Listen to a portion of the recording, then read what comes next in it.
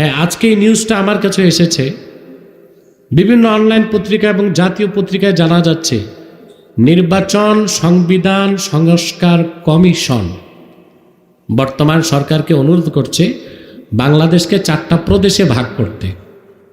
কয়টা?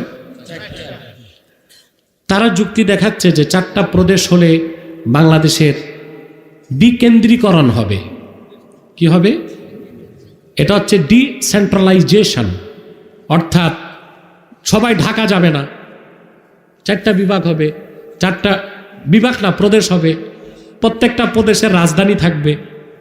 কিন্তু আমি মনে করি সুবিধার চেয়ে অসুবিধা বেশি হবে। আমার সংখ্যাটা অন্য জায়গায়, আমার সংখ্যাটা 4টা প্রদেশ হওয়ার মানে প্রত্যেকটা প্রদেশকে স্বায়ত্ত শাসন দিতে হবে, ফেডারেল গভর্নমেন্ট থাকবে, ঠিক কিনা? এখন প্রত্যেকটা প্রদেশকে যদি স্বায়ত্ত শাসন দিয়ে দেওয়া হয় তো ওই প্রদেশগুলোতে কেন্দ্রের শাসন 100% চলবে না, প্রাদেশিক সরকারের অনেক কিছুই মেনে নিতে হবে। যার পশ্চিম বাংলায় মোদির সব কথা চলে না, মুখ্যমন্ত্রী মমতার কথাই শুনতে হয়। তাহলে বাংলাদেশ যদি 4টা প্রদেশ হয়, প্রাদেশিক সরকারগুলো কর্তৃত্ব স্থাপন করবে। এটা একটা বিপদ। বিপদটা কেন?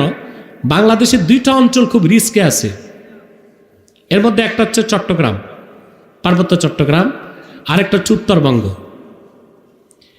এই 2টা জায়গাতেই খ্রিস্টানদের অপতৎপ্রতা আছে, আর চট্টগ্রামে হিন্দুদের অপতৎপ্রতা আছে। এখন কোনো কৌশলে যদি 4টা প্রদেশ করে দেওয়া হয়, আর কোনোভাবে প্রাদেশিক সরকারগুলো যদি কোথাও খ্রিস্টানরা নেয় আর কোথাও হিন্দুরা নেয়, পরবর্তীতে তারা স্বাধীনতার দাবি করতে পারে। এটা আমাদের ভবিষ্যৎ বাংলাদেশের অখণ্ডতা ও স্বাধীনতার উপর আঘাত হিসেবে বড় ধরনের আঘাত হতে পারে। অতএব এই সিদ্ধান্তটা গ্রহণ করার আগে আরও চিন্তা করতে হবে, প্রয়োজনে গণভোট নিতে হবে। হুটহাট করে কোনো সিদ্ধান্ত নেওয়া যাবে না। সব কিছু চিন্তা করে, বিশেষ করে বাংলাদেশ দক্ষিণ পূর্ব এশিয়াতে এবং সারা পৃথিবীর পরাশক্তি নামের অপশক্তি যারা, তাদের দৃষ্টি কিন্তু বাংলাদেশে। অতএব হঠাৎ করে 4টা প্রদেশ করলে কেন্দ্রের শাসন প্রদেশগুলোতে মজবুত আর থাকবে না।